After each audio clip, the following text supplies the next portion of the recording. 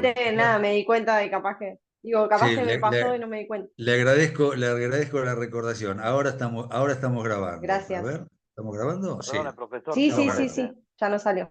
Bien. Gracias. Sí, dígame, Adrián. repetir los cuatro presupuestos de la responsabilidad. La acción antijurídica, el daño, la relación de causalidad y el factor de atribución de responsabilidad. Ahí va, me faltaba uno, gracias. Entonces, si el omitente quiere el resultado dañoso, entonces su omisión es antijurídica. Eh, Acá tiene mucho que ver la diferencia entre los actos de simple omisión y los actos de comisión por omisión. Yo no sé si ustedes han cursado o están cursando derecho penal, esto lo estudian mucho los penalistas. Hay una diferencia fundamental entre los actos de simple omisión y los actos de comisión por omisión. Los actos de simple omisión es cuando el sujeto simplemente se abstiene de obrar. ¿eh? Yo voy caminando por una calle y veo que una casa se está incendiando y no hago nada para evitar el incendio. Yo no estoy causando, mi omisión no es la que está causando el incendio, sino que soy un testigo involuntario del evento que se está produciendo. El daño me acontece, me pasa por delante de mis ojos. Soy un simple omitente. En cambio, en los actos de comisión por omisión, el que realiza la omisión o el que se abstiene de obrar quiere el resultado dañoso, es el causante del daño. El ejemplo que viene desde el derecho romano hasta ahora es la madre que quiere matar a su hijo y entonces no lo amamanta. ¿eh? Ahí no está simplemente absteniéndose, sino que está realizando un acto, está cometiendo un acto mediante la omisión, es decir, no amamantarlo. Quiere el resultado dañoso, su omisión es intencional, por lo tanto, ella es responsable. ¿Está? Eh, Como conclusión, entonces, principio general, la simple omisión es irresponsable para el sujeto que omite. Cuando existe un deber legal de actuar, entonces el que omite responderá por el daño que se causa. Cuando no existe un deber legal de actuar, si esa omisión se ejerció de manera abusiva, ¿eh? ¿Cómo podría ser un ejercicio abusivo del derecho? Bueno, obviamente el derecho está regulado para el hombre promedio. Nadie le puede exigir a los sujetos un comportamiento heroico. En el ejemplo que yo daba, yo paso por delante de una casa que se está incendiando, obviamente no voy a agarrar una manguera de jardín y tratar de apagar el incendio porque seguramente me voy a quemar junto con la casa, pero tengo el celular a mano y podría marcar el número de los bomberos para advertir del incendio. Lo mismo en el caso del guardavidas, que no salva a una persona porque estaba durmiendo una siesta. Bueno, yo, si me tiro al agua a salvarlo, seguro que nos ahogamos los dos, pero podría, sin riesgo para mi persona, haber despertado al bañero para decirle, mira, se te está ahogando un chango, tirate al agua y salvalo. ¿eh? De tal manera, si no realizo esas actividades simples que no tienen riesgo para mi persona, probablemente esté abusando de mi derecho de no hacer y probablemente entonces pueda resultar comprometida mi responsabilidad por la causación o por el agravamiento del daño que ya se estaba produciendo. ¿Está más o menos claro? En segundo término, ¿cuándo es antijurídica la conducta o la acción o la omisión? Eh, bueno, previo a esto, una última cosita respecto de la acción. La acción debe ser voluntaria, es decir, solo comprometen la responsabilidad del sujeto, en principio, sus actos voluntarios. Cuando los actos son voluntarios, cuando tienen los tres elementos internos de la voluntad, que ustedes que son expertos en derecho civil parte general, saben que es el discernimiento, la intención y la libertad. ¿eh? Eh, por excepción, si falta alguno de estos tres elementos, el acto será involuntario y este código ha innovado respecto del anterior y en el artículo 1700 Ya les digo, creo que es el 50. En el artículo 1750 prevé la responsabilidad por daños causados por actos involuntarios. Después léanlo y se van a dar cuenta que ahí tiene mucha importancia la equidad como factor atributivo de la responsabilidad del que causó un daño mediante un acto involuntario. ¿Qué pasa con los actos automáticos o habituales? A veces uno tiende a confundir acto voluntario con acto consciente. No es lo mismo. Pueden haber actos que, a pesar de no ser realizados con total conciencia, pero siguen siendo actos voluntarios. ¿Por qué? Porque el que los realiza se ha automatizado de tal manera que su accionar es absolutamente habitual. Eh, ¿Qué ejemplo les podría dar? Imagínense cuando nosotros bajamos las manos sobre el teclado de una computadora, no estamos pensando dónde está la A y la A va con el dedo anular de la mano izquierda y la P va con el meñique de la mano derecha, sino que ya la habitualidad nos hace que nuestros movimientos sean automáticos. Nos caen las manos en el teclado y las palabras son escritas en la pantalla. O cuando manejamos un automóvil. Piensa en la cantidad de movimientos casi inconscientes, simultáneos, que realizamos para manejar un auto. Los que manejan auto lo sabrán. ¿eh? Piensen que cuando aprendimos a manejar, todos esos movimientos eran absolutamente conscientes. La mano derecha en la palanca de cambios, el pie izquierdo apretando el embriague, el derecho apretando despacito el acelerador, con la mano derecha poniendo en primera, al girar la mano izquierda pone la luz de giro para arriba, bueno, etcétera, etcétera. Utilizamos simultáneamente las dos manos, los dos pies, la vista, etcétera, etcétera. Y hoy todos esos movimientos se han hecho automáticos. Nadie piensa todo lo que les estoy diciendo. Cada vez que en forma simultánea las dos manos, los dos pies y los dos ojos realizan actividades para que el auto se deje ser manejado y con un riesgo razonable para los ocupantes del auto y los terceros. Bueno, estos actos siguen siendo voluntarios, a pesar de que por la habitualidad se han automatizado. ¿Está? Cuando esta acción u omisión voluntaria es antijurídica.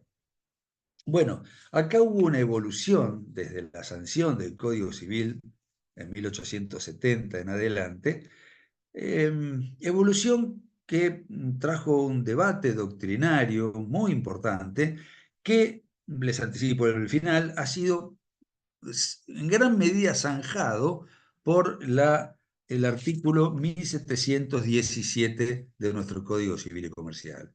¿En qué consistía el debate? Bueno, tal como estaban redactadas las normas del viejo Código Civil, parecía que la antijuridicidad equivalía o era igual que la antilegalidad o la ilicitud. El acto antijurídico era el acto ilícito. Decía el viejo artículo, si me recuerdo, ya me estoy olvidando los artículos del Código Civil, pero creo que el artículo 1067 del viejo Código Civil decía: no habrá acto ilícito punible si no existiere dolo, culpa o negligencia y no se violare ninguna ley o algo así.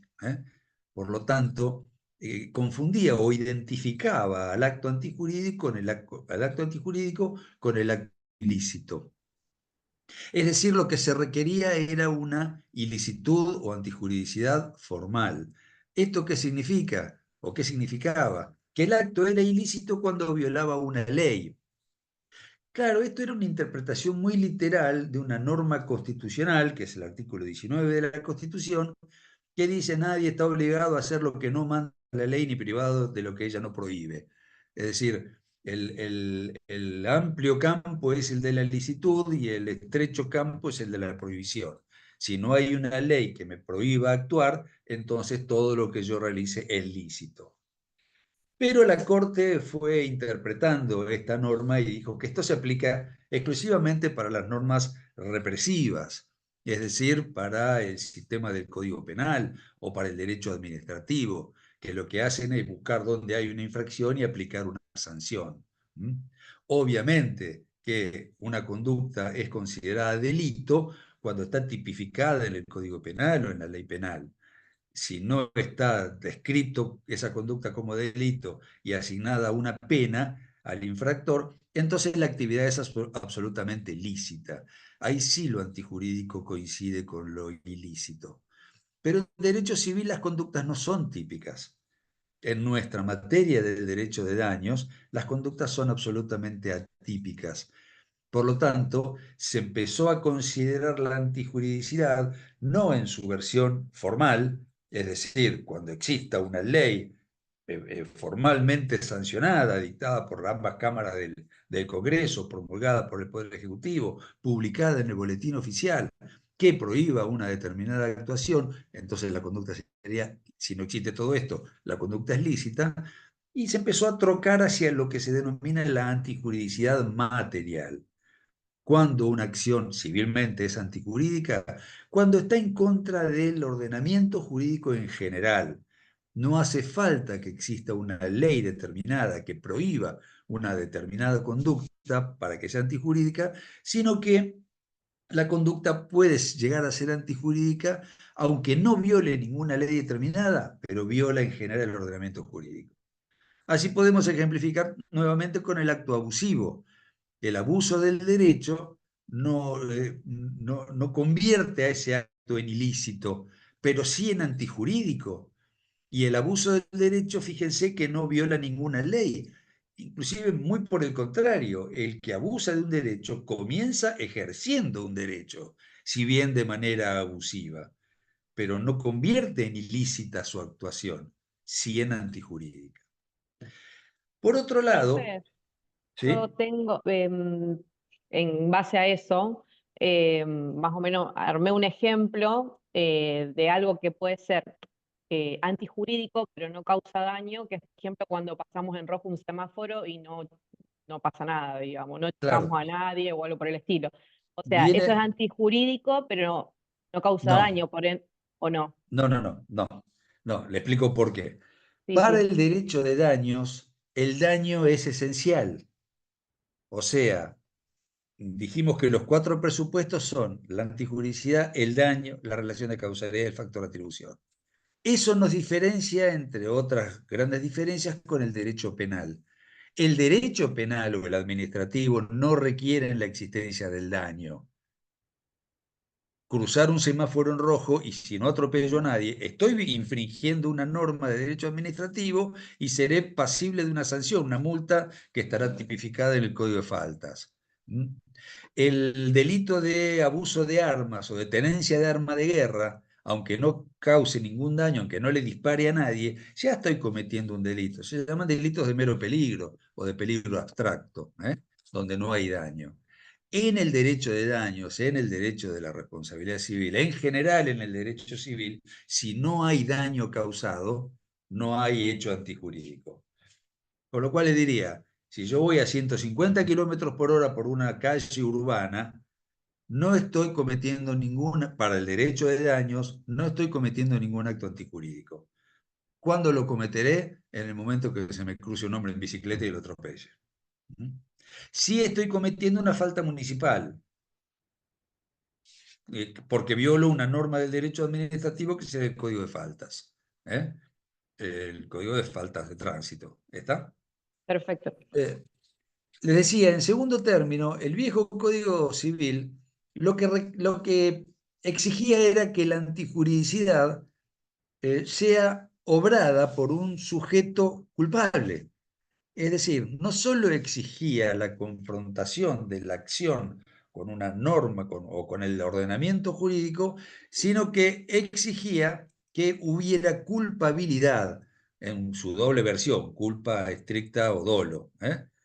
Es decir, que la conducta fuera imputable al sujeto. Con lo cual entonces se hablaba de antijuridicidad subjetiva. Piensen, yo creo que les he comentado en nuestra primera clase de responsabilidad civil que la responsabilidad civil principia por mirar al autor, y acá estamos mirando al autor, le estamos exigiendo, no exigiendo, estamos previendo o determinando que la conducta no solo sea contraria al ordenamiento jurídico, sino que el autor haya obrado con culpa o con dolo. ¿Y a la víctima qué le importa? A la víctima lo atropellaron, no importa si fue porque lo quería matar o si fue una distracción del conductor o ninguna de esas. La víctima resulta damnificada. Por eso se produjo un movimiento de ideas nuevamente, se dejó de mirar al autor y se pasó a mirar a la víctima. Y acá es donde tiene fundamental importancia la redacción del actual artículo 1717, porque califica la antijuridicidad no por la manera en que actuó el autor, sino porque el daño que sufre la víctima es injustificado. Fíjense cómo dice el 1717. Cualquier acción u omisión que causa un daño a otro es antijurídica si no está justificada. Califica la acción como antijurídica por el resultado dañoso, no por la conducta del autor. Y esto es lo más importante, ¿eh? Porque el daño lo sufre la víctima, y si es injusto, a esa víctima hay que darle las herramientas jurídicas necesarias para que pueda obtener un adecuado resarcimiento del daño por ella sufrido, ¿eh? De tal manera que cambiamos esa vieja antijuridicidad subjetiva que exigía la culpa, además de la conducta contraria al ordenamiento jurídico, por la antijuridicidad objetiva. No importa si hubo culpa, si hubo dolo, si hubo voluntariedad en el acto, etc. Lo importante es que si el daño sufrido por la víctima es injusto que lo sufra, entonces deberá ser resarcido. ¿Está? Fíjense, si decimos que se resarcen solo los daños injustos o injustificados, significa que hay daños justificados. ¿Cuáles son? Y sí, hay daños justificados. ¿Cuáles son los daños justificados? Aquellos donde ha actuado una causa de justificación. ¿Qué son las causas de justificación? Son causas que lo que hacen es quitarle la antijuridicidad a la acción obrada por el sujeto. Una acción que parece a simple vista ser antijurídica, si hay una causa que la justifique, entonces deja de serlo. Y la consecuencia será, en general, que los daños justificados no deberán ser, los daños que causen, si las acciones justificadas, los daños que causen no deberán ser indemnizados. El Código, en los artículos 1718 y 1720, establece 4 causas de justificación. El 1718 dice: está justificado el hecho que causa un daño a en ejercicio regular de un derecho. Cuando yo no ejerzo abusivamente mi derecho, sino que lo ejerzo de manera regular, bueno, los daños que cause el ejercicio regular de un derecho deberán ser tolerados por la víctima. ¿Por qué? Porque está justificado. Si yo en un terreno baldío construyo un edificio de 5 pisos y lo condeno a la sombra eterna a mi vecino, y le causo daños o patrimoniales o extrapatrimoniales como consecuencia de la altura que tiene la pared de mi edificio, bueno, estoy ejerciendo regularmente el derecho de propiedad, porque la municipalidad me permitía en ese sector de la ciudad poder construir hasta 4 pisos y fue lo que yo hice. De tal manera, la víctima de ese daño tendrá que tolerar el daño causado, porque está justificado por el ejercicio regular de un derecho. La segunda causa de justificación que establece el 1718 es la legítima defensa, conocida por todos. Está justificado el hecho que causa un daño en legítima defensa propia de terceros por un medio racionalmente proporcionado frente a una agresión actual o inminente, ilícita y no provocada. El tercero que no fue agresor ilegítimo y sufre daño como consecuencia de un hecho realizado por legítima defensa tiene derecho a obtener una reparación plena. ¿Qué es la legítima defensa? Bueno, cuando yo estoy siendo víctima de una agresión ilegítima y no provocada por mí. Mi agresor me está atacando a mí o a terceras personas, por lo tanto yo tengo el derecho a defenderme. Si en el ejercicio de esa defensa le causo daños a mi agresor, esos daños están justificados, ¿eh? Si a mí viene alguien a atacarme, a pegarme una trompada, yo puedo defenderme, y agredirlo en el ejercicio de mi defensa. Establece ciertas pautas el artículo que son pautas que habrá que analizar en cada caso concreto, como por ejemplo cuando dice que el medio de defensa debe ser racionalmente proporcionado.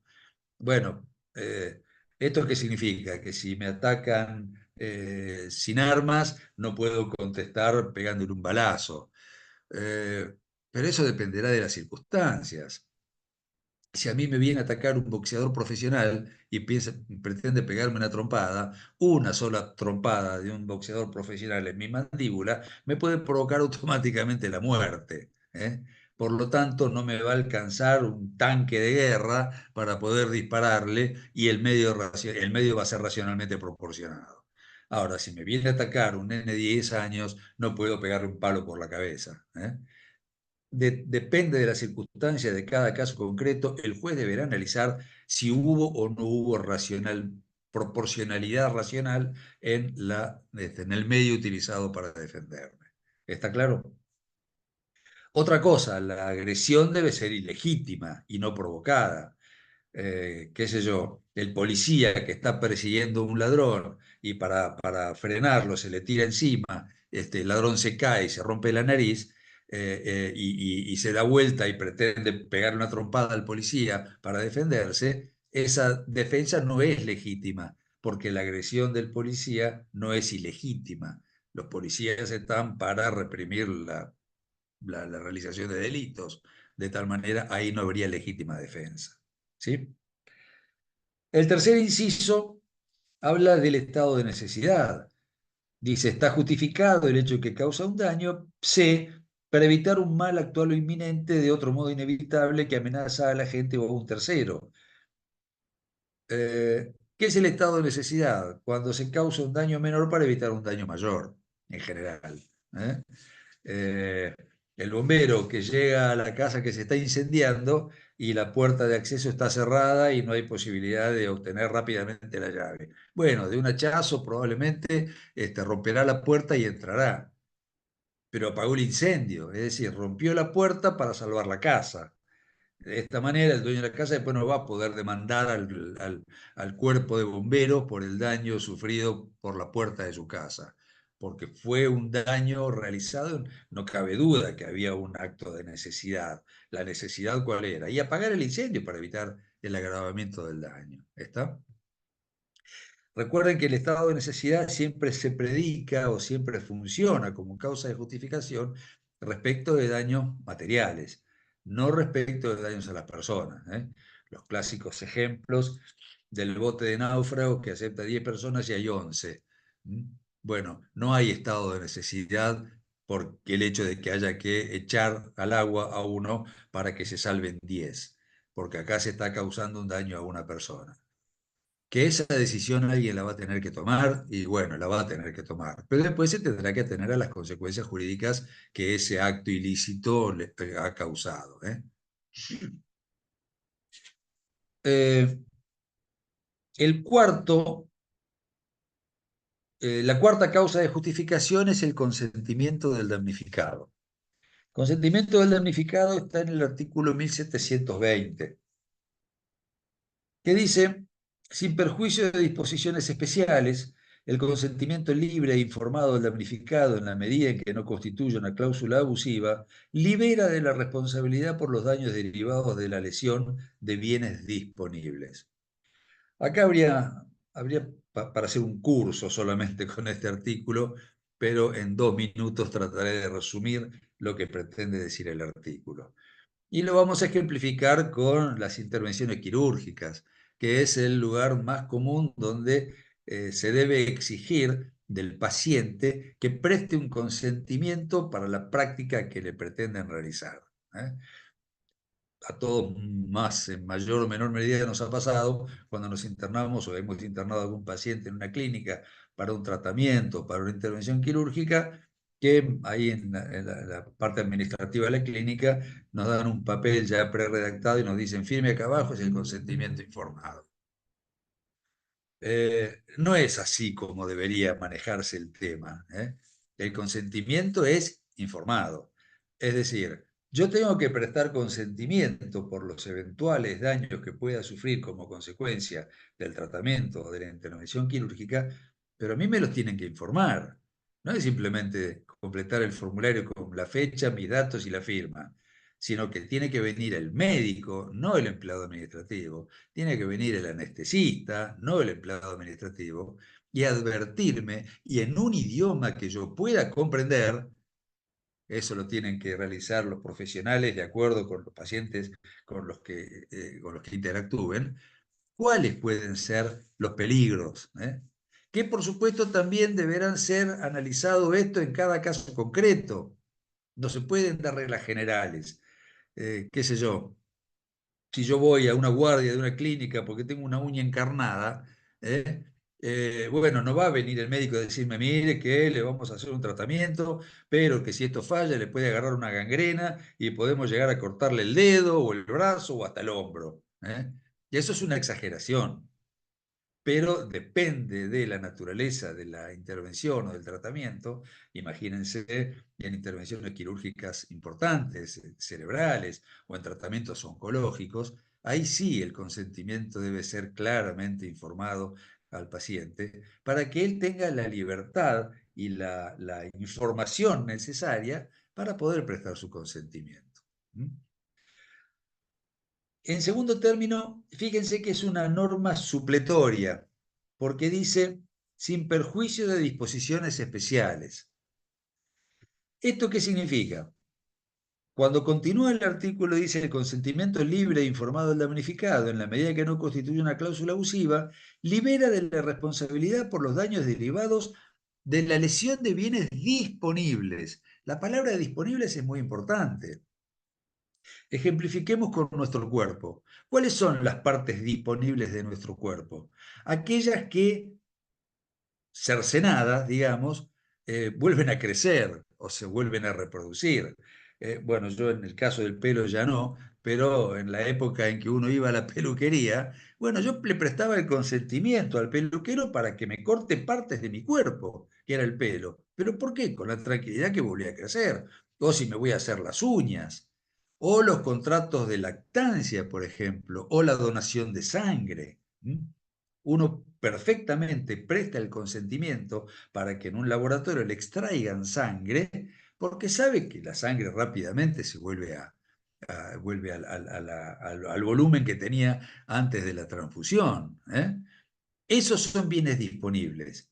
Ahora, no son bienes disponibles aquellos cuya amputación deja lesionado al paciente.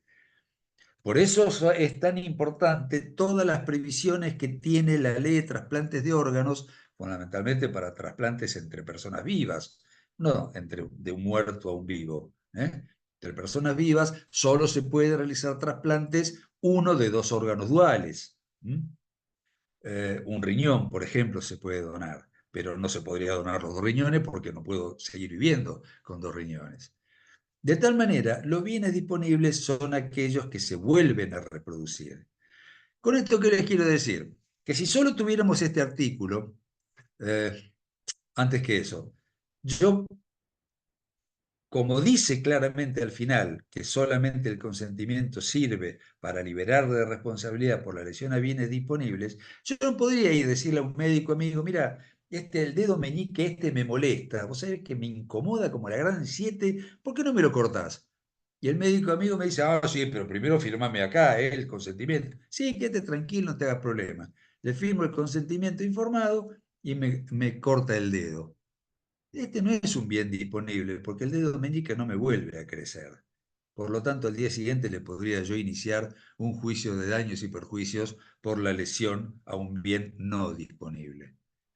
Y como les digo, de cortar un dedo, imagínense cortar alguna otra parte que no se reproduzca del cuerpo humano, ¿eh?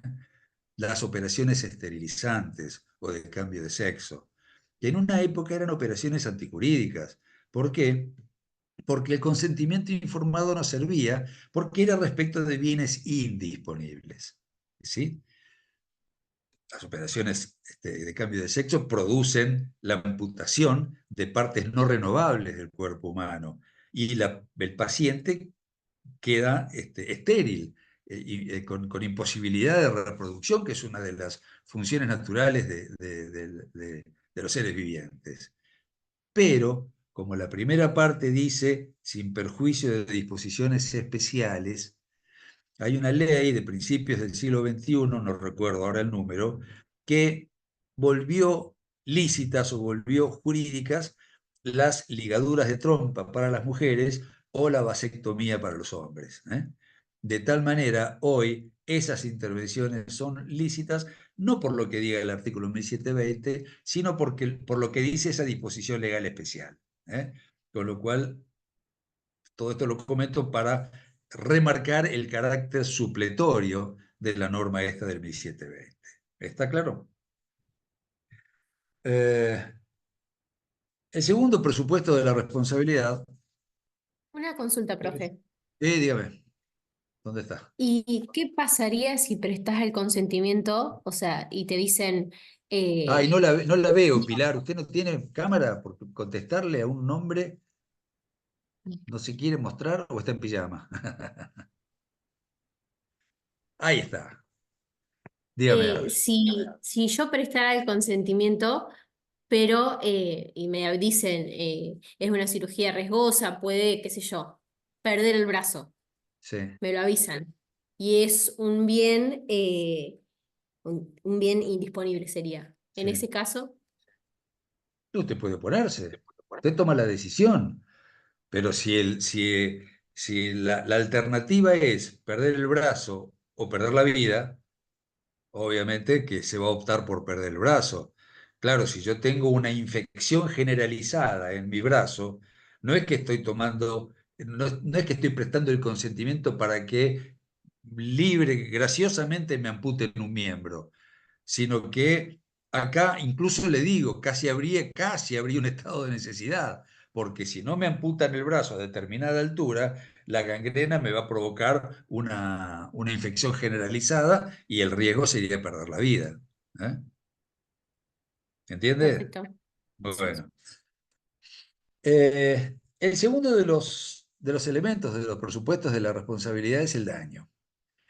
Y el daño, yo le decía, es el elemento más importante. Lo primero que tiene que analizar el juez es si hubo daño. Después se va a fijar si ese daño es consecuencia de una conducta antijurídica, cuál es el factor que atribuye a la responsabilidad, etcétera, etcétera. Primero, si hubo daño. Si hubo daño y concluye que ese daño es injusto, entonces sí analizará el resto de los presupuestos.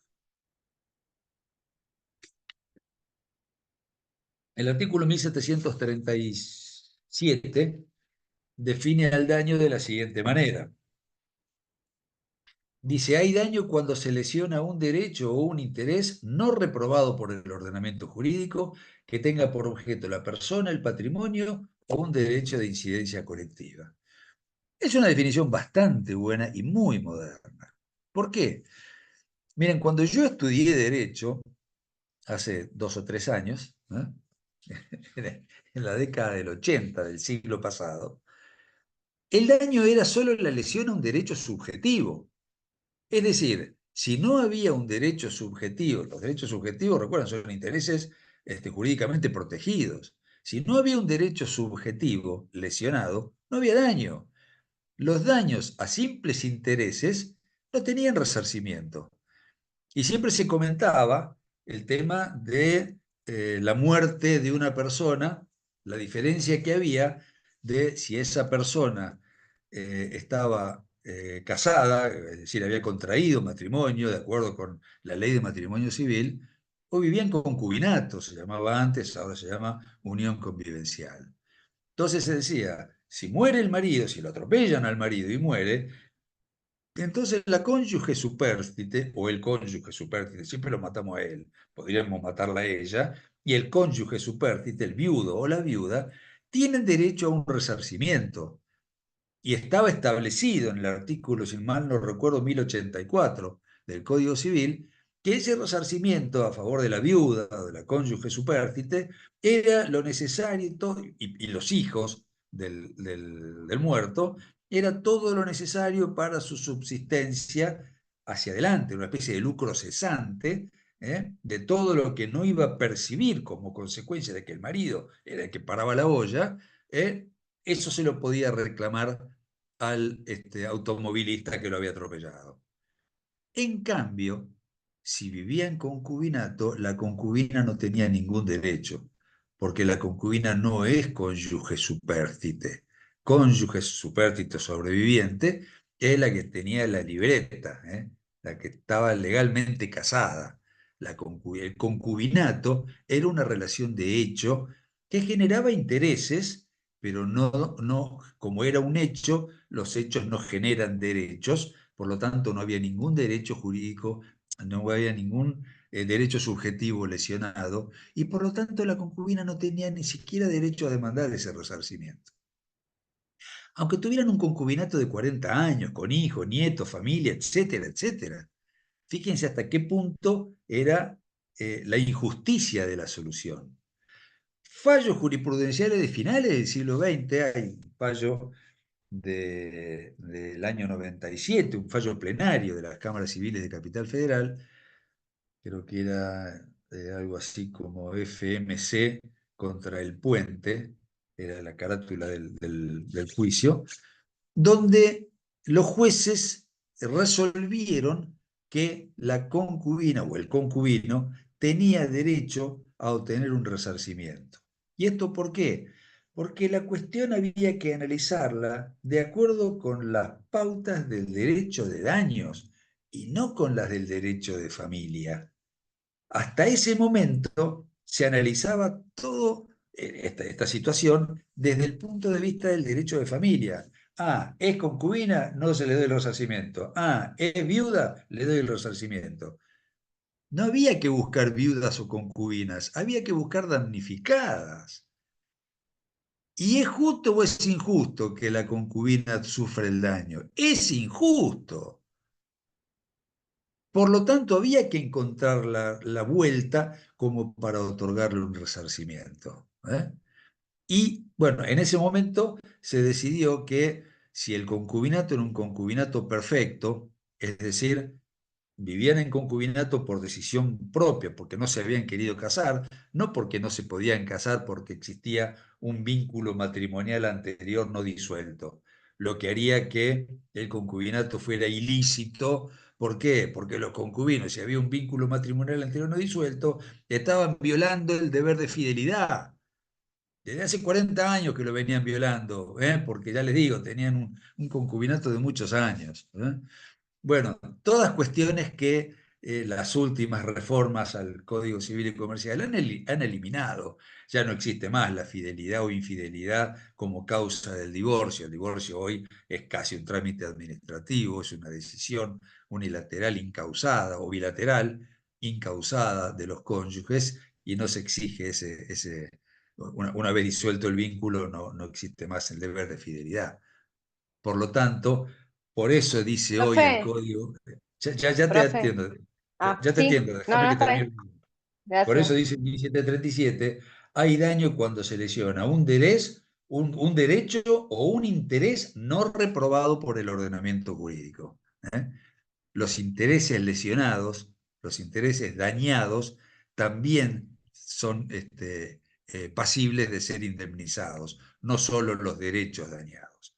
Por supuesto, los intereses lícitos, los intereses no reprobados por el ordenamiento jurídico, los intereses ilícitos no pueden tener protección legal, y si se lesiona un interés ilícito, qué sé yo, si a un traficante de marihuana o de cocaína le roban la mercadería, bueno, no podría demandar al que le robó la mercadería para que se la restituya, porque no solo no tenía un derecho subjetivo lesionado, sino que tampoco tenía un interés lícito lesionado. Su interés era ilícito porque estaba traficando mercaderías prohibidas. ¿Está claro? Sí, ¿quién me había hecho una pregunta? Que la No, frené. profe, era con respecto al comentario que había hecho del adulterio, que Dígame. en realidad, si no recuerdo mal, se condenaba el adulterio en la mujer, no en el hombre. No, Antes, lo que se calificaba de distinta puede ser. manera. Se calificaba de distinta manera, también por un resabio, dirían hoy las feministas, un resabio machista o patriarcal, porque se consideraba que había adulterio, es decir, la mujer cometía adulterio si era infiel en cualquier lugar. En cambio, el hombre cometía adulterio, fíjense la terminología que voy a usar, miren qué antiguo, cuando tenía una manceba en el hogar conyugal. Es decir, solo el hombre no cometía adulterio si tenía una fetichola, digamos, o un desliz por ahí, sino que tenía que tener una amante dentro del hogar conyugal, lo cual hacía muy injusta la diferencia de trato entre dos personas que son iguales, el hombre y la mujer. ¿Eh? ¿Está? ¿Entendió, María Laura? ¿Sí? ¿Me escucha? ¿Entendió? ¿Le quedó claro? Bien. Y termina diciendo Gracias. en 1137 que tenga por objeto la persona, el patrimonio o un derecho de incidencia colectiva. Es decir, el daño puede afectar estas tres circunstancias. O puede afectar a la persona en sí misma, más allá de cualquier perjuicio patrimonial, lo cual nos va a conectar con lo que se denomina el daño moral, o como lo dice el artículo 1741, las consecuencias extrapatrimoniales del daño, cuando el daño afecta mi espíritu o mis sentimientos, mis facultades de querer, de sentir, cuando me modifica la vida, pero no me modifica el patrimonio. Eso es daño moral. ¿Es injusto que yo tenga que sufrir, que tenga que estar mortificado de esta manera? Porque un degenerado a excesiva velocidad atropelló a mi hijo y lo mató. No es justo. Por lo tanto, estoy sufriendo injustamente un daño que no afecta a mi patrimonio. Pero como es injusto que lo sufra, tengo derecho al resarcimiento. ¿Cuál es ese resarcimiento? Y una suma de dinero. No hay otra manera. ¿Eh? Todos vamos a decir cómo se cuantifica el dolor por la muerte de un hijo.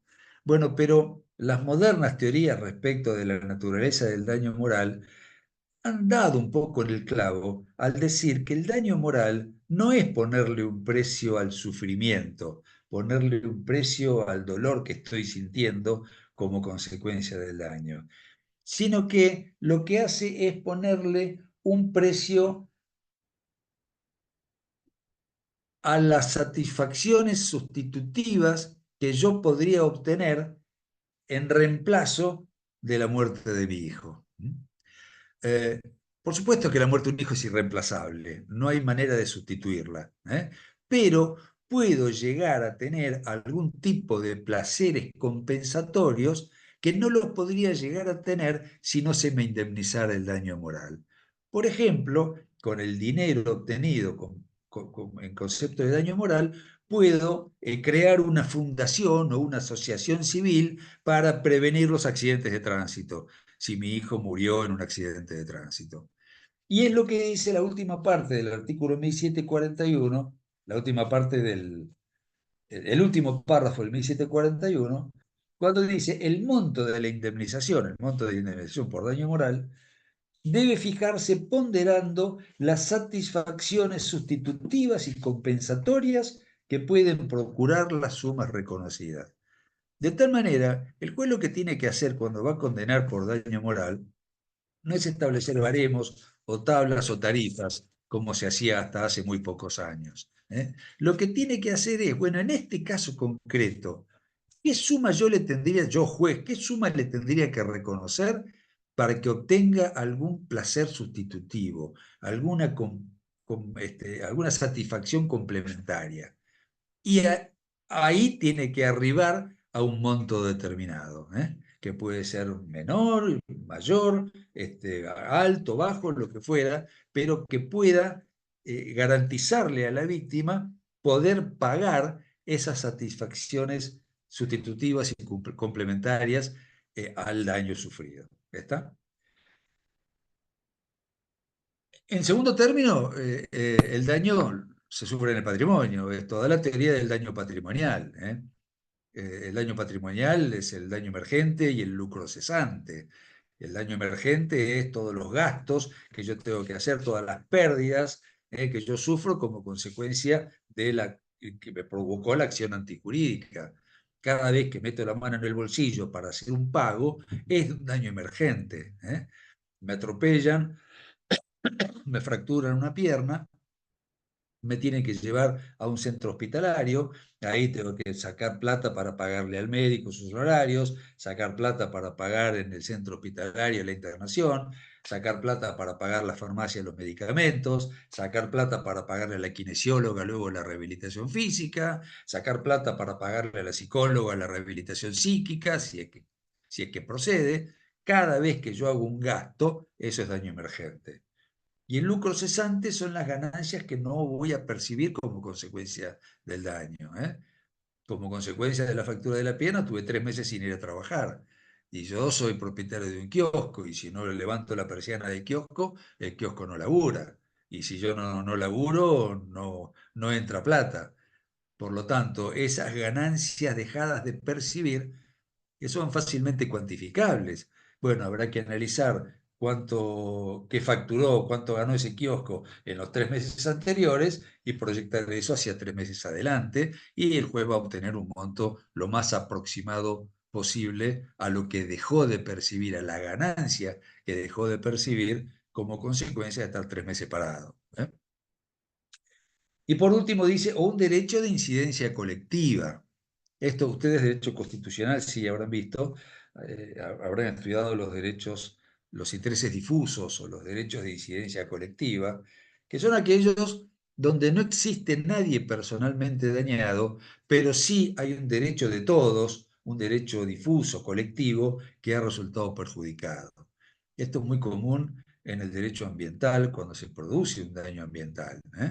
Una fábrica que esté emitiendo gases tóxicos a la atmósfera, bueno, todavía no hay nadie que haya sido perjudicado en sus vías respiratorias, por ejemplo, por aspirar el gas tóxico, pero todos los árboles de la plaza se secaron como consecuencia de los lixiviados que echa a la cuneta la fábrica en cuestión. Bueno, acá hay un daño a un interés colectivo. Todos queremos que la plaza del barrio esté en perfectas condiciones para poder tener un lugar de esparcimiento para nosotros y nuestros hijos. Bueno, acá ese interés difuso, ese interés de todos, debe ser resarcido. ¿Quién tendrá la legitimación para obtener resarcimiento? Y bueno, entidades intermedias, el defensor del pueblo, la asociación de fomento, el intendente, el club del barrio, alguna entidad que englobe a una indeterminada cantidad de personas que hayan resultado dañadas como consecuencia de la deforestación de esa plaza, como consecuencia del daño causado por la fábrica. ¿Está más o menos claro? Tercer presupuesto, ya son 7:30. Parece mentira, como para mí hace 10 Profe, minutos que arrancamos. una Sí, pregunta.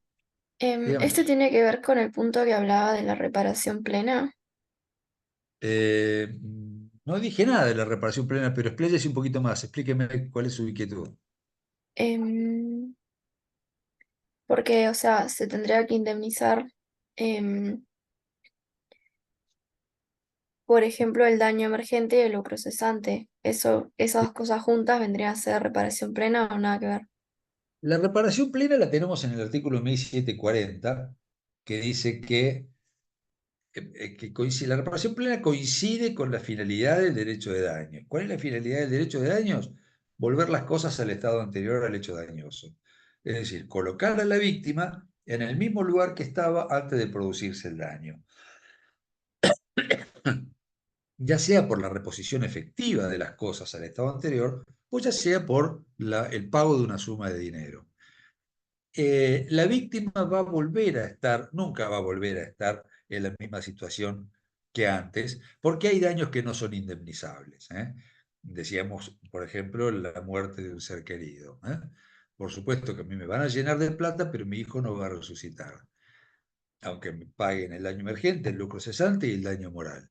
Pero bueno, de la manera más aproximada posible, tratar de que la víctima logre revertir la situación para estar en un momento anterior. Si eso se logra, la reparación ha sido plena. Ahora, la reparación plena no significa indemnizar todos los daños sufridos por la víctima, porque hay limitaciones. Eso lo iba a mencionar cuando iba a hablar de la relación de causalidad. No todas las consecuencias son indemnizables. Yo puedo haber sufrido muchas consecuencias que me han causado daño como consecuencia de la acción antijurídica, pero el código dice que solo se van a indemnizar las consecuencias inmediatas y necesarias y las inmediatas previsibles. Es decir, el criterio de indemnización es la previsibilidad. ¿Previsibilidad para quién? Y para el autor del daño, o para el hombre medio, el hombre común. Si el autor del daño previó o debió haber previsto, de acuerdo con el curso normal y ordinario de los acontecimientos, que esa consecuencia se iba a producir, entonces la consecuencia será indemnizable. Si el autor del daño no pudo de ninguna manera haber previsto que esa consecuencia se iba a producir, entonces es una consecuencia casual o una consecuencia remota. Y por ser casual significa que se produjo por caso fortuito, y el caso fortuito es una eximente genérica de responsabilidad. Por lo tanto, esas consecuencias no se indemnizan. Fíjense, yo siempre doy este mismo ejemplo muy tirado de los pelos, pero para poner las cosas en blanco y negro. Imagínense una persona que va a bordo de un colectivo y como consecuencia de la mala maniobra del colectivo, un colectivo urbano, como consecuencia de la mala maniobra del colectivero, se cae, estaba la puerta abierta del colectivo y se cae a la calle. Al caerse a la calle se fractura una pierna. Con tanta mala suerte que justo acertó a pasar un auto por al lado del colectivo, lo atropella y le fractura otra pierna. Llega la ambulancia, los camilleros lo suben a la ambulancia y el ambulanciero estaba tan borracho que a las 2 cuadras se choca contra un árbol y nuestro paciente se fractura un brazo. Logran ponerlo en otra ambulancia con un ambulanciero sobrio, llegan al hospital y un terrorista pone una bomba y mueren todos en el hospital. La muerte de nuestro sujeto, ¿la podemos conectar causalmente a la mala maniobra del colectivero? Respuesta, sí. Físicamente, si no hubiera habido una mala maniobra del colectivero, nuestro sujeto no hubiera llegado al hospital y no se hubiera muerto. Pero jurídicamente, ¿podía prever el colectivero que el pasajero que se cayó por su mala maniobra se iba a morir en un hospital por una bomba de un terrorista? De ninguna manera. Esa es una consecuencia remota, una consecuencia para él casual. Para él, esa vía de hecho de un tercero es un caso fortuito que lo exime de responsabilidad. De tal manera, la muerte de nuestro paciente no va a ser resarcida por el colectivero. El colectivero, a lo sumo, tendría que haber resarcido, o tendrá que resarcir a los herederos, los daños producidos como que sean consecuencia inmediata o inmediata previsible de su mala maniobra. ¿Podía prever que al caerse a la calle se iba a fracturar una pierna? Sí, claro que sí. Lo más común que ocurre es que si yo me caigo de un colectivo a la calle, un colectivo en movimiento, se me rompa un hueso. ¿Podía prever el colectivero que un auto le iba a pasar por encima? Y depende de las circunstancias de persona, tipo y lugar. Acá en Mar del Plata, si en una calle, en una cruce de avenida céntrico, un día de semana, al mediodía, que pasan muchísimos autos, lo más probable que si me caigo a la calle me va a atropellar un auto que venga al lado del colectivo.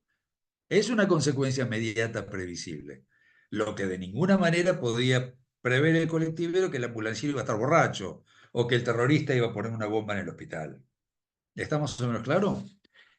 Ahí relacionamos entonces la teoría de las consecuencias dañosas con la responsabilidad plena o responsabilidad integral, que es tratar de poner a la víctima en el hecho anterior al suceso dañoso. ¿Sí? Con esto, bueno, he abarcado un poco el tercer elemento, que es la relación de causalidad. Tiene que existir una relación de causa a efecto y tomando no un criterio físico, sino un criterio de causalidad adecuado, la causa y el efecto, la acción antijurídica y el daño. Y el último elemento de la responsabilidad civil, que es el factor de atribución de responsabilidad, esto tuvo origen a medida que se fue complejizando la causación de los daños. Claro, hasta principios del siglo XIX, con la culpa era suficiente para probar el daño sufrido y adjudicarle la responsabilidad al autor, porque no había daños que ocurrieran sin culpa. Era muy fácil demostrar la culpa, porque la eventualidad de sufrir un daño era muy poca. ¿eh? Imagínense que la gente vivía en el campo, por lo tanto, ¿cómo podía resultar dañada por una acción antijurídica de otro?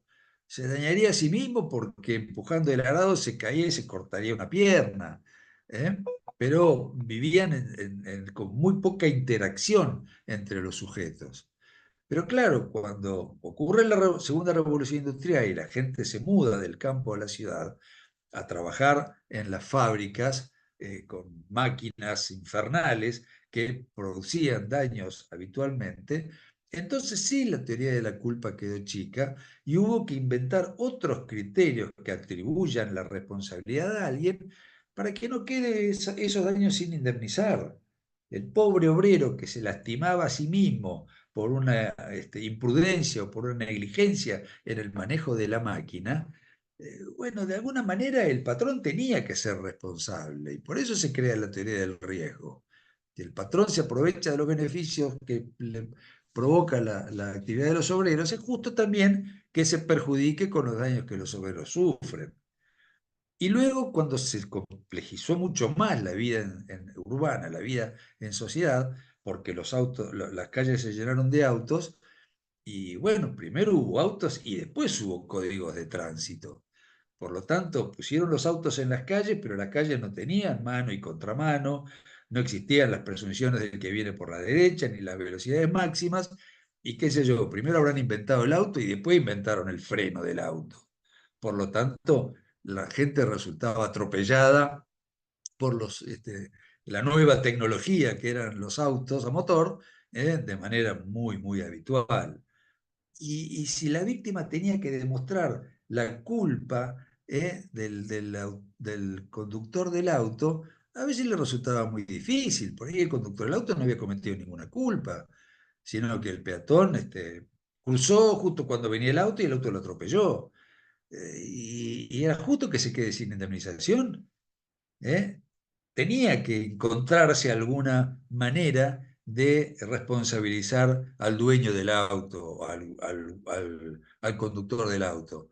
Y por eso se crea la otra versión de la teoría del riesgo, que dice que el solo hecho de insertar en la sociedad una cosa que cause daños, que eventualmente cause daños, una cosa riesgosa, eso funciona como criterio que atribuye la responsabilidad del dueño de la cosa o del guardián de la cosa. Más común es el hecho del ascensor, que creo que lo hemos comentado. El ascensor se cayó y lesionó a los que iban adentro. ¿Y quién tiene la culpa de que el ascensor se haya caído? Si la semana pasada le hicieron los service, le engrasaron los cables, la municipalidad certificó que el ascensor estaba en condiciones, pero el ascensor se cayó y lesionó a los que iban adentro.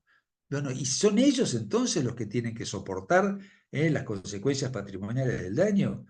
No, el ordenamiento jurídico encontró qué personas tienen determinada relación con esa cosa, el ascensor, y que sea justo que sean los que deban indemnizar, pero no por ser culpables, sino que lo que hay es una presunción de responsabilidad y no de culpabilidad. Y que son los dueños del ascensor, es decir, los dueños de todos los departamentos si es un edificio de propiedad horizontal, que en la proporción del pago de expensas comunes tendrá que indemnizar a las víctimas del daño sufrido.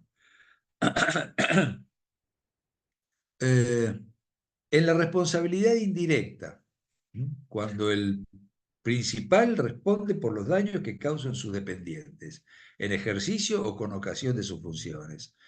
En principio parece que fuera injusto esto. ¿Por qué don Pepe, que es el dueño del almacén, tiene que indemnizar a la viejita porque Carlitos en la bicicleta de reparto la atropelló? Si don Pepe estaba acodado en el mostrador del almacén, no fue el culpable del accidente. Que lo demanden a Carlitos que la atropelló. Bueno, no es así. El principal funciona como una especie de seguro, respecto de toda la sociedad de que sus dependientes no van a causar daños cuando realizan la función de dependientes.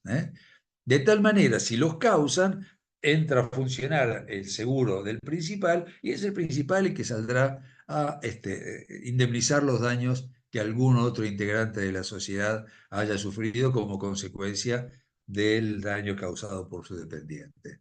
Es la teoría de la garantía legal o de la obligación legal de garantía, que es una responsabilidad también objetiva, donde acá no se le está haciendo un reproche subjetivo a la conducta del principal, sino que está funcionando objetivamente una imputabilidad, una imputación legal, la obligación legal de garantía. El principal garantiza a toda la sociedad que sus dependientes no causan daño. ¿Cómo funciona esa garantía? Si los dependientes los causan, él lo va a indemnizar. ¿Está? Y así se fueron creando remedios, criterios, objetivos, más allá de la idea de culpabilidad, que quedó para casos muy, muy concretos, muy estrictos, para los daños que se han producido por la responsabilidad directa, donde hay un autor identificado que causa un daño a otra persona, entonces la responsabilidad se basará en su dolo o en su culpa. La responsabilidad profesional, fíjense el artículo 1768, dice: la actividad del profesional liberal está sujeta a las reglas de las obligaciones de hacer. La responsabilidad es subjetiva, como principio general, excepto que se haya comprometido un resultado concreto. Por principio general, la responsabilidad del profesional liberal es subjetiva. Por lo tanto, la víctima del daño sufrido por un profesional tendrá que demostrar que el daño lo causó culpablemente, con culpa o con dolo, con negligencia o con intención de causarlo. Pero son los mínimos, cuantitativamente hoy son la menor cantidad de casos los que se le imputa la responsabilidad al autor en base a un criterio subjetivo. Cuantitativamente, la mayoría de los casos se resuelven por estos criterios de imputabilidad legal, que es la responsabilidad objetiva. Lo mismo en el derecho del consumidor. Los daños sufridos como consecuencia de una relación de consumo, dice el artículo 40 de la Ley de Defensa del Consumidor, la Ley 24.240, que la responsabilidad de todos los que pusieron su marca en el producto, de todos los que intervinieron en la cadena de comercialización del producto, son objetiva y solidariamente responsables frente a la víctima. Es decir, yo compré un producto en el almacén o en el supermercado y como estaba en mal estado, me dañé, puedo demandar al que me lo vendió, el dueño del supermercado, o al que lo transportó, o al mayorista, o al importador, o al fabricante. Y cualquiera de todos ellos responde solidariamente y de manera objetiva. Yo no tendré que demostrar la culpa de quién fue frente a mí. Ahora, una vez que uno de ellos ha indemnizado, empiezan a regir los efectos internos de las obligaciones solidarias, donde el que pagó la totalidad y se considera que es inocente, puede reclamar la parte de los otros que le corresponde a cada uno. ¿Está más o menos claro? ¿Se entendió? ¿Tienen alguna pregunta?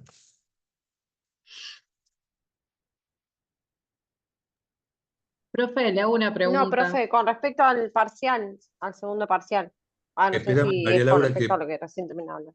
espérame, Sí. María Laura, que Celeste había preguntado antes. Sí, Decime, Celeste. disculpe, quizás una pregunta media tonta, pero no me quiero quedar con la duda. Entonces, digamos, todo el acto simple no genera, entonces el tema de la responsabilidad civil sí generaría Pero los no sé lo actos que es el acto simple. sí, no lo estoy diciendo bien. Lo que había dicho usted Yo al para principio entenderla, Sí, lo que había dicho al principio de la de la clase. acción. Sí, Sí. sí. Que usted habló sobre lo simple y sobre la... No, eso es la omisión, no la acción.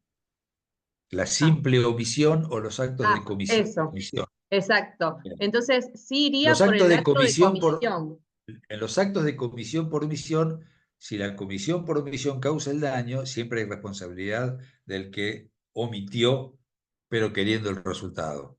El problema radica en los actos de simple omisión. ¿Eh? Cuando la simple omisión es antijurídica, cuando ha ejercido la omisión con abuso del derecho.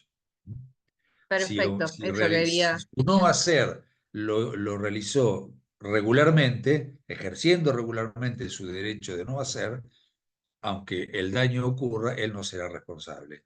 Si abusó del ejercicio del no hacer, entonces sí podrá ser responsable. Perfecto, eso Sí, me había María Laura. quedado ahí la duda, Ah, gracias. ok. Sí, María Laura. ¿Te quería hacer alguna pregunta del parcial? ¿La Días ya es escucho? el parcial, el segundo y el último parcial. ¿Ahí me Sí. escucha?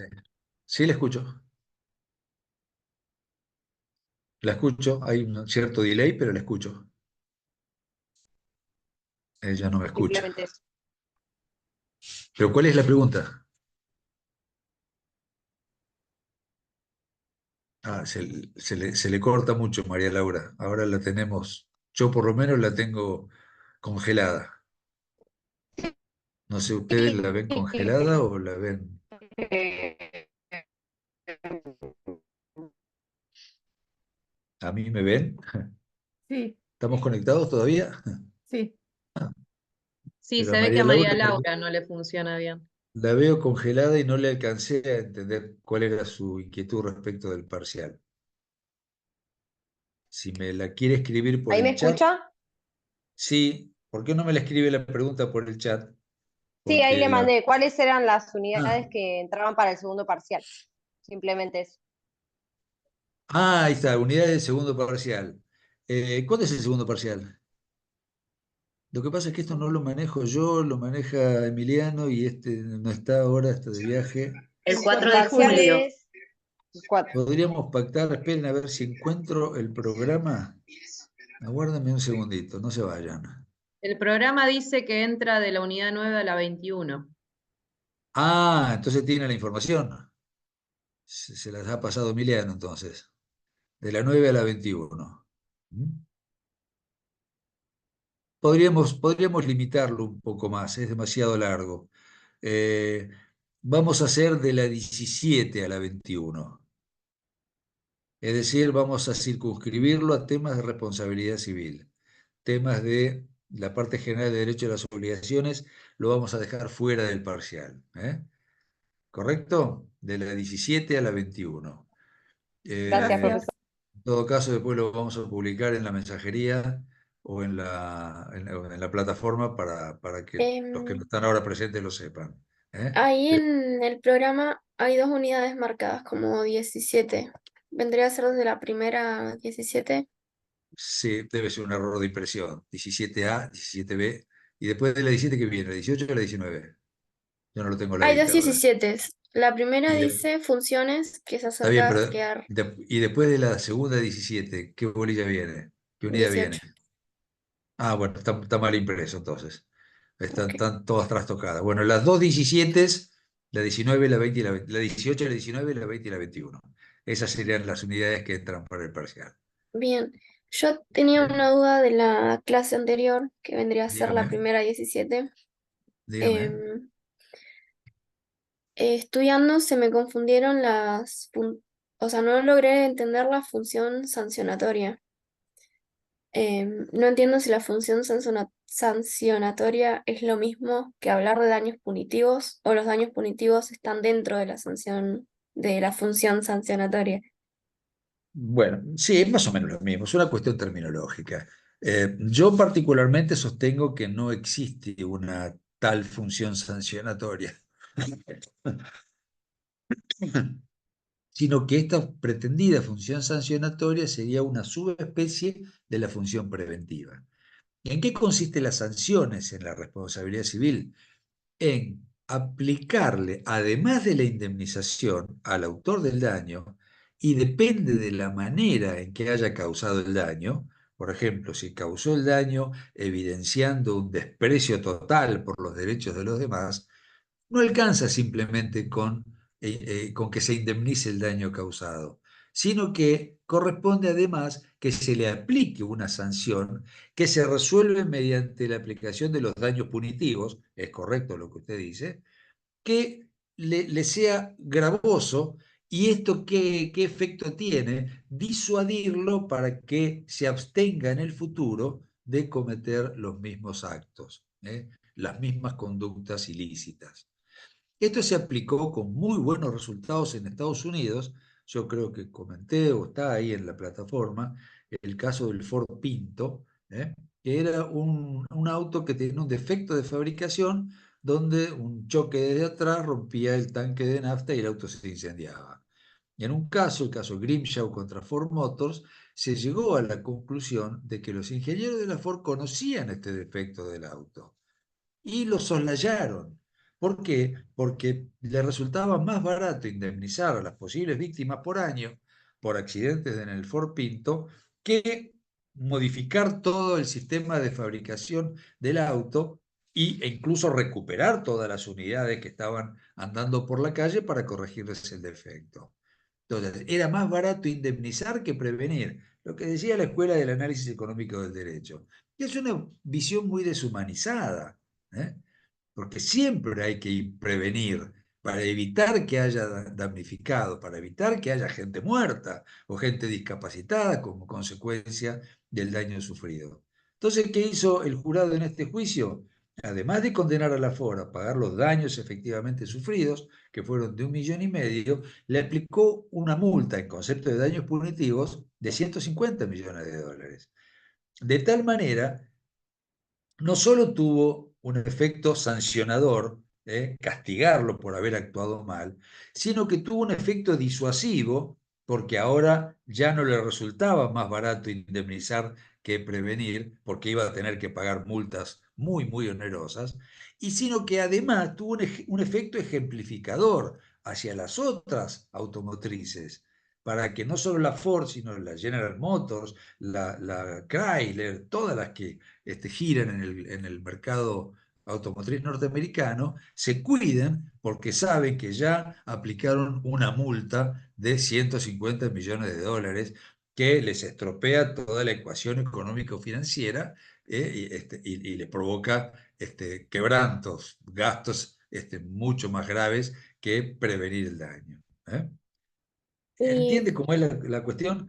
Tiene sí, una función sancionatoria. Lo que yo digo es que no es totalmente independiente de la función preventiva, porque lo que se quiere es prevenir, evitar daños futuros.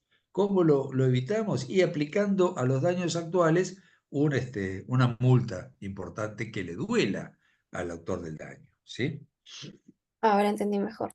Bueno. Y respecto a eso, si puede comentarme un poquito sobre los antecedentes nacionales, que ahí estaba bueno, el proyecto del Código Civil, pero después hablaba de la Ley de Acceso a la Justicia de Consumidores y La el ley medio el ambiente. único cuerpo normativo donde los daños punitivos existen en nuestro ordenamiento jurídico es el artículo 52 bis de la ley 24240, que es la Ley de Defensa del Consumidor.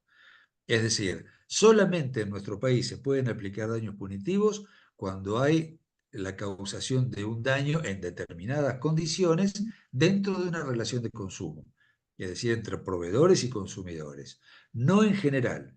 Si bien en el proyecto de Código Civil y Comercial del año 2012 estaban los daños punitivos bajo la denominación sanción pecuniaria y disuasiva, en el proyectado artículo 1714, esto se sacó del proyecto y la Cámara de Diputados y el Senado aprobaron el código sin esa sanción punitiva disuasiva. Por lo tanto, no tenemos la posibilidad de que en un accidente de tránsito entre dos autos particulares se apliquen daños punitivos. Sí, Bien, que hay una relación de consumo. Transporte público, donde el damnificado es un pasajero del ómnibus que produjo el siniestro, sí podrá demandar daños punitivos si se dan los supuestos particulares que establece la ley y la interpretación jurisprudencial para que procedan los daños punitivos. ¿Ahí está? bien. Y esa última cosa. Esa ¿Está ley en bien, uno no? de No. de los PDFs que estaban subidos en la plataforma, hablaba de que, o sea, señalaba a la ley como inconstitucional, puede ser, La verdad que no sé. ¿Por qué porque, inconstitucional? porque decía que se contenta con el mero incumplimiento del proveedor, lo cual lesiona el Eh, principio de culpabilidad. Eso Ay, entonces no le... y no sé qué lo dice eso. Es Bueno, verdad que está. la ley dice el incumplimiento de la ley o el contrato. Es decir, parece que objetivamente se pueden aplicar daños punitivos, pero no es la interpretación que hizo la jurisprudencia. La jurisprudencia entendió que además del incumplimiento de la ley o del contrato de consumo, tiene que haber un reproche subjetivo en la conducta del proveedor al causar el daño. Si no existe ese reproche subjetivo, entonces los daños punitivos no proceden. La interpretación jurisprudencial que se hizo fue esa.